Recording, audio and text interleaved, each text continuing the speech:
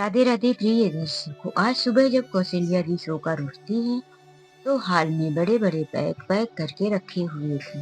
कौशल्या जी bag को देखकर मन में सोचने लगती है कि यह किसका बैग है। तभी उनका बेटा राकेश नहाकर तौलिए से बाल को पोंछता हुआ बाहर निकलता है और अपनी पत्नी को कहता है कि अभी तक तुम किचन के कामों से फ्री नहीं हुई, कितना और देर लगेगी शीला। यदि अभी ज्यादा टाइम तुमने लगाया तो हमारी ट्रेन निकल जाएगी। कौशल्या जी बात को काटते हुए कहती है, बेटा तुम कहीं जा रही हो क्या? अरे हाँ माँ, मैंने तो बताना ही भूल गया। मैं और शीला हम दोनों महाकुंभ गंगा स्नान करने जा रहे हैं। कौशल्या जी कहती है, बेटा तुम यदि मुझे भी बता दिए होते तो मैं भी तुम लोगों के साथ आ जाती। मेरा भी गंगा स्नान करने का बहुत मन था, लेकिन मैं यह सोचकर चुप रही कि आखिर किसके साथ जाऊंगी। नहीं माँ, वहाँ बहुत भीड़ हो रही है, मैं तुम्हें अपने साथ नहीं ले जा सकता। लेकिन बेटा, मेरे लिए क्या व्यवस्था करके जा रहे हो? देखो, मेरा हाथ बहुत दर्द करता है। डॉक्टर ने कहा था कि मेरे हाथों में पक्का प्लास्टर चढ़ेगा। तुम दोनों ने दवाइयाँ दिला दिया, हाथ में प्लास्टर नहीं चढ़वाया। तुम दोनों के जाने के बाद मैं अपने लिए खाना कैसे बनाऊंगी और कैसे अपना काम करूंगी?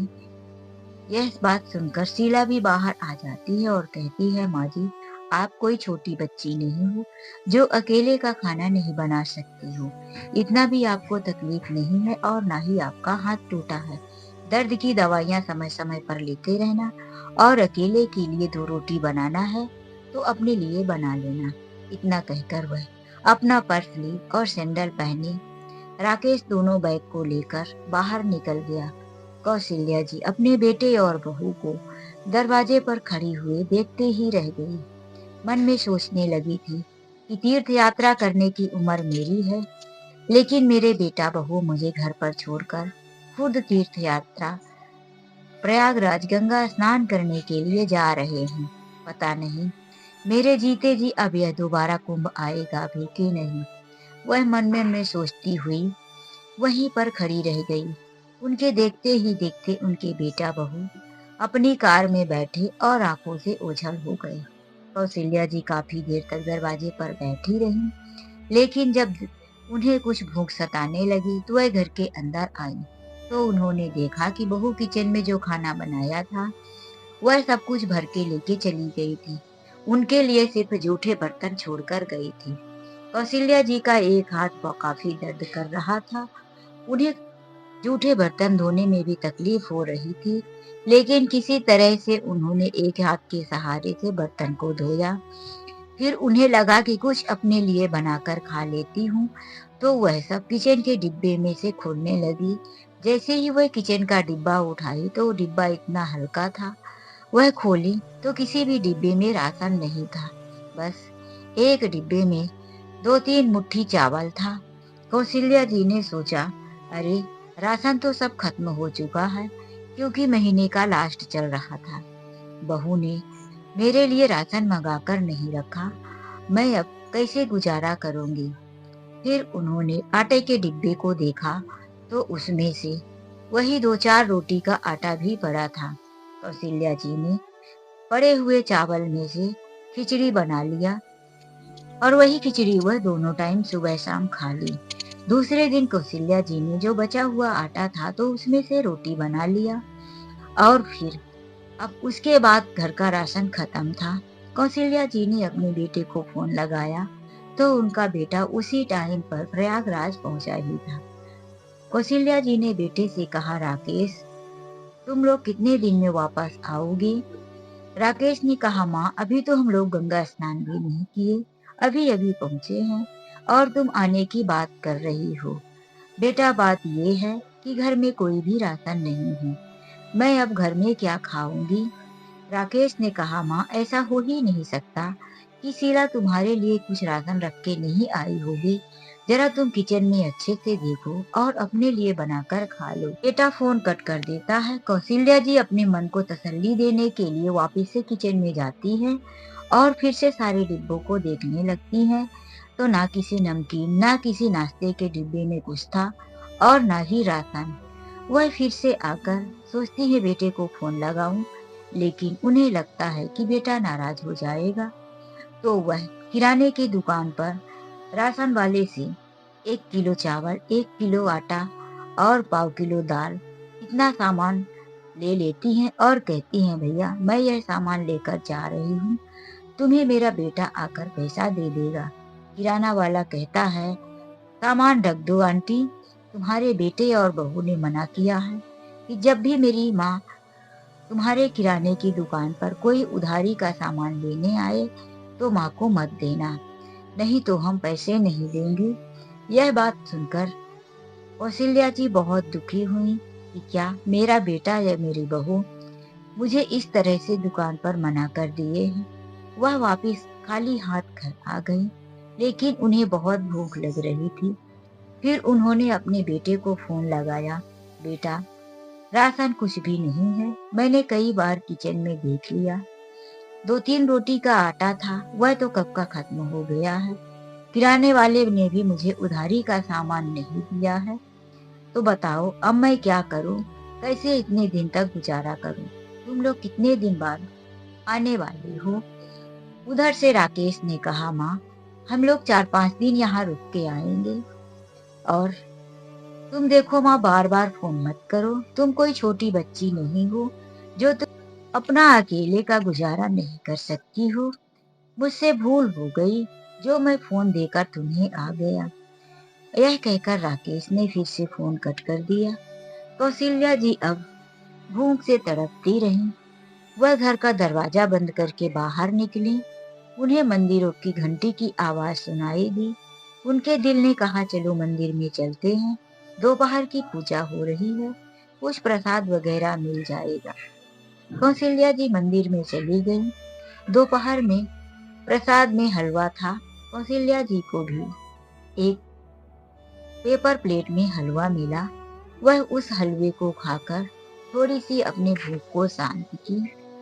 फिर शाम के खाने के लिए भी कुछ नहीं था, तो कौशल्या जी ने सोचा, आखिर अब मैं क्या करूं? मेरा कब तक ऐसे गुजारा होगा? बेटे बहू का आने का अभी कोई टाइम नहीं है। वह यही सोचती हुई मंदिर के चबूतरे में बाहर बैठी हुई थी। तभी वहां पर एक वृद्ध महिला छोटे छोटे खिलौने, चाबी के गुच्छा लिए हुए बेचने आ गई और कहती है, बहन जी खिलौने ले लो, घर में आपके पोते पोतियों के काम आएगा। कौशल्या जी ने कहा, नहीं बहन जी, मुझे खिलौने की जरूरत नहीं है। वह बूढ़ी औरत आगे बढ़ गई। कौशल्या जी के दिमाग में कुछ आया कि जब यह बूढ़ी औरत मुझसे भी कमजोर और बूढ़ी है, खिलौने बेचकर अपने जीवन का गुजारा कर रही है, तो मैं भी क्यों नहीं कर सकती। वह आगे बढ़ी और उसका हाथ पकड़कर कहती है, बहन जी क्या तुम मुझे बताओगी, यह खिलौने तुम कहाँ से बेच रही हो? क्या इन्हें बेचकर तुम कुछ पैसे कमा लेती हो, तुम्हारा गुजारा हो जाता है?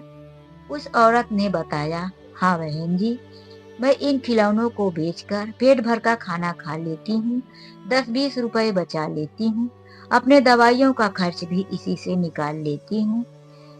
कौशल्या जी ने कहा, क्या मुझे भी बताओगी तुम ये खिलौने कहाँ से लाती हो? तब उस औरत ने कहा कि रेलवे स्टेशन के बाहर एक बहुत बड़ी होलसेल की दुकान है। वह गरीब बच्चों, बूढ़ी औरतें और गरीब औरतों को सामान देकर बेचने के लिए बोल लेता है, और फिर जो जितना ज्यादा सामान बेचता है उसको उतने पैसे वह देता है, और उन्हीं पैसों से हम गरीबों का गुजारा हो जाता है।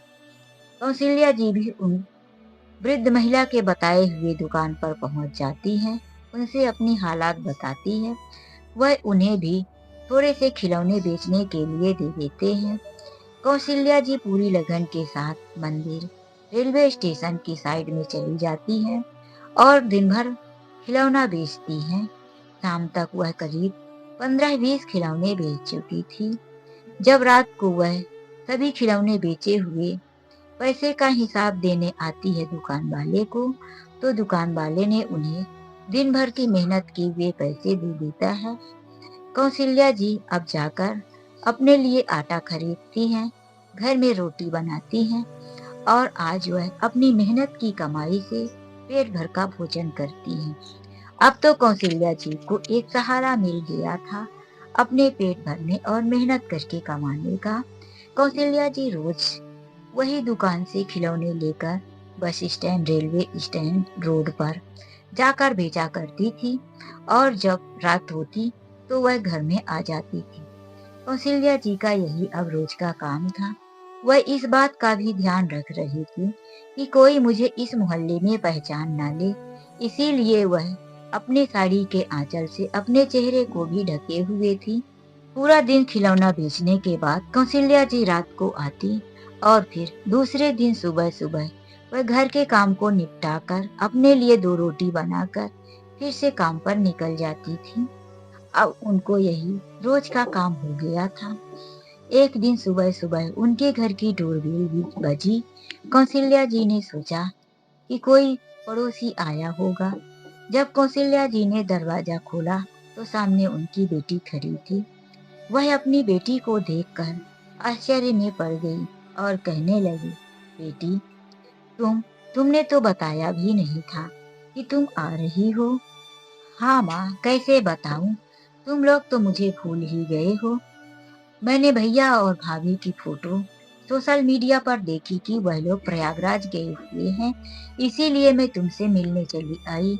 वरना जब मैं एक बार आई थी तो भाभी ने मुझे अपनी अंगूठी चोरी लगा दिया था और मुझे बहुत भला बुरा कहा था। उसके बाद से तो मैंने मायके आने का नाम ही छोड़ दिया था। यह सुनकर कौशल्या जी ने कहा, क्या करूं बेटी, तुम्हारी भाभी की आदत ही ऐसी है। मुझे पता है कि मेरी बेटी निर्दोष है, लेकिन बहू तुम्हें हमेशा हमेशा के लिए मुझसे दूर करना चाहती थी, इसीलिए उसने तुम पर चोरी लगाया। जाने दो माँ, मैंने चोरी नहीं किया। यह बात भगवान जानता है और मैं जानती हूँ।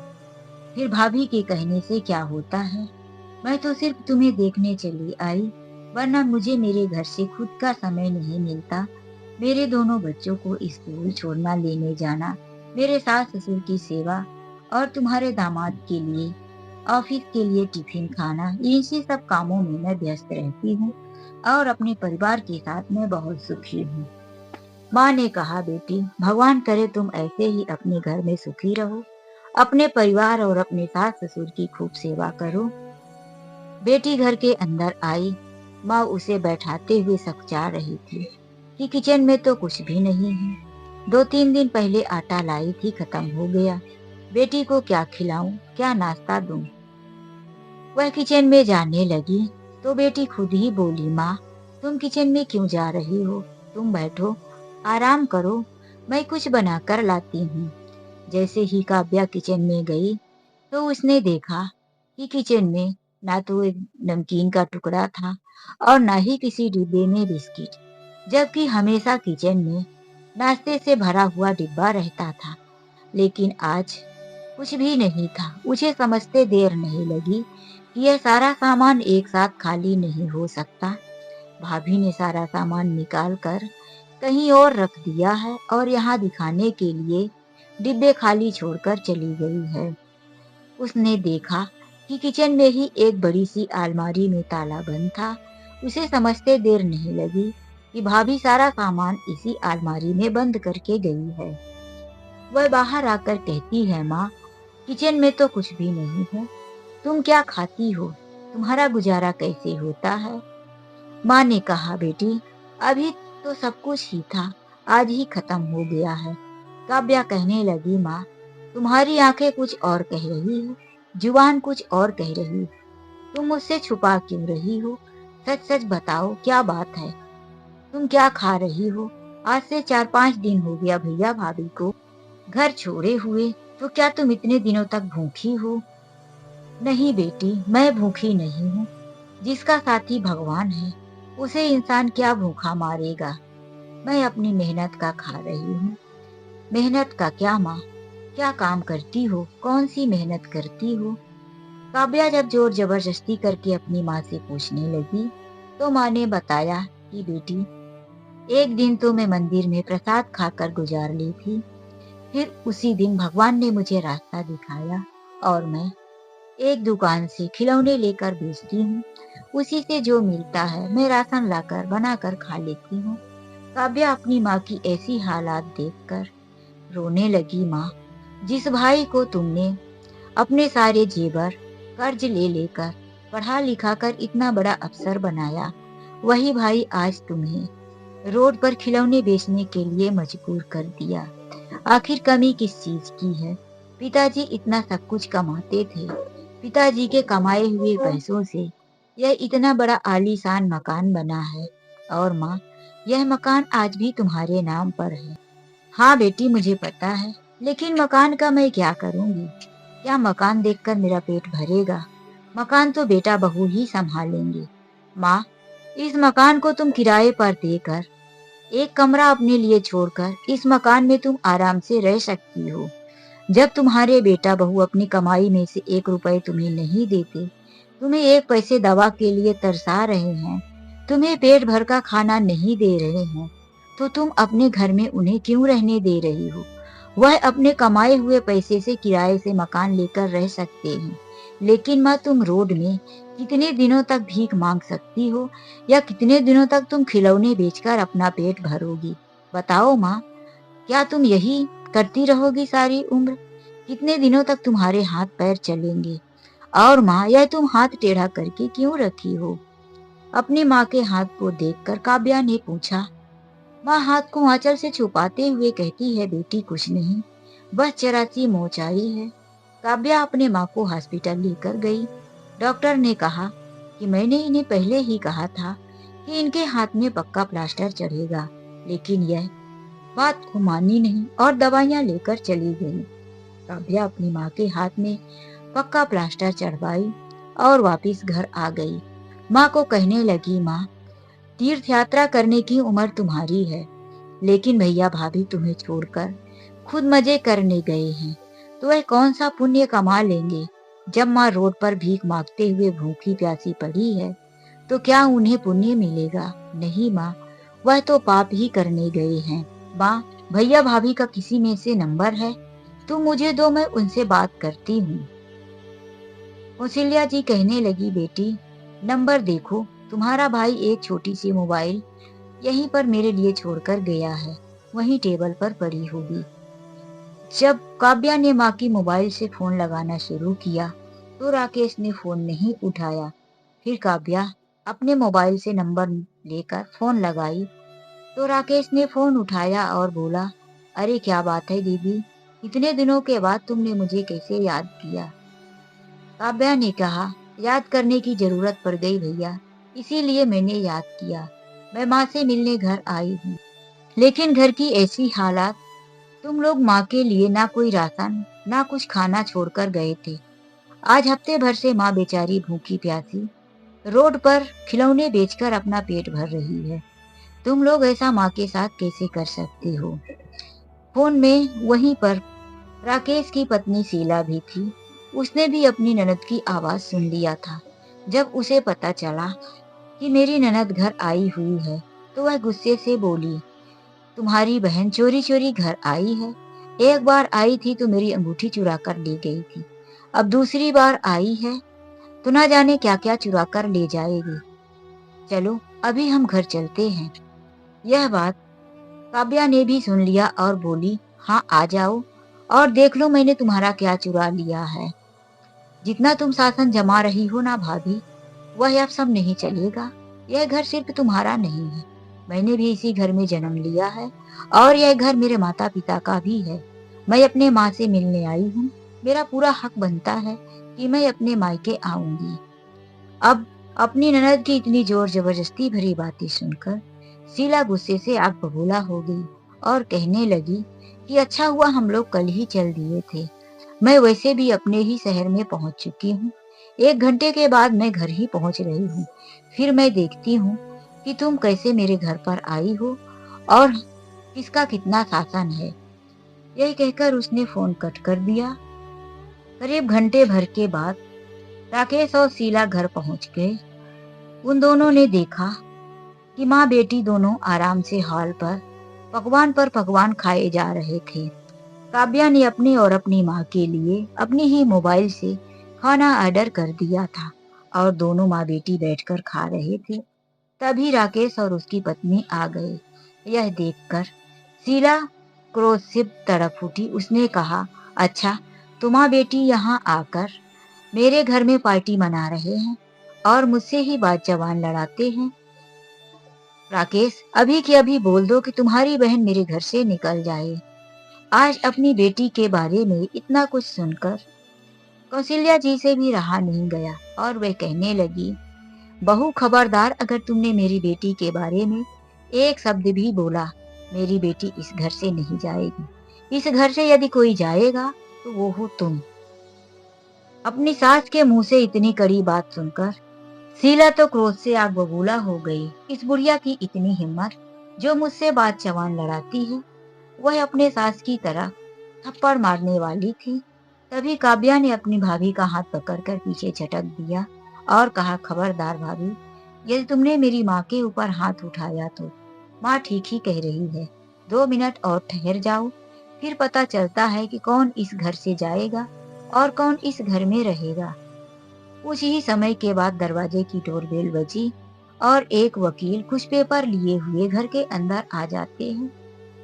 काव्या की माँ कहती है, वकील साहब, इन दोनों को समझा दीजिए। मेरे घर में अधिकार जमा कर बैठे हैं और मुझे ना तो एक पैसे दवा के लिए देते और ना ही मुझे पेट भर का भोजन देते।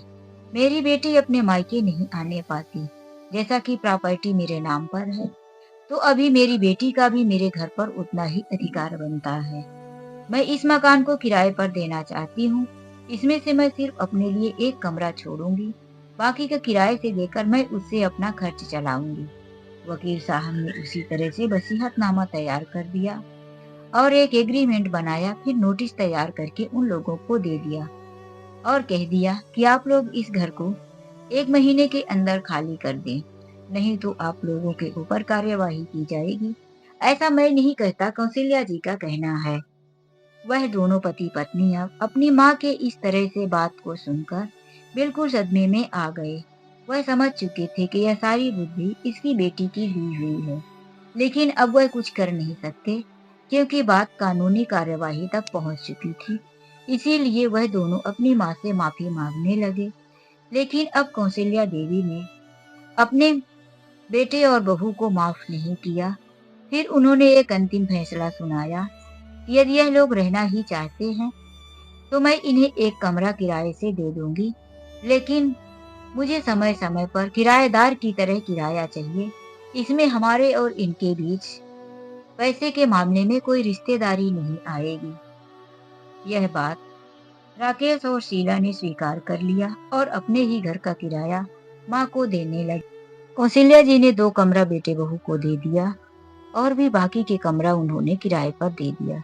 खुद के लिए भी एक कमरा रख लिया।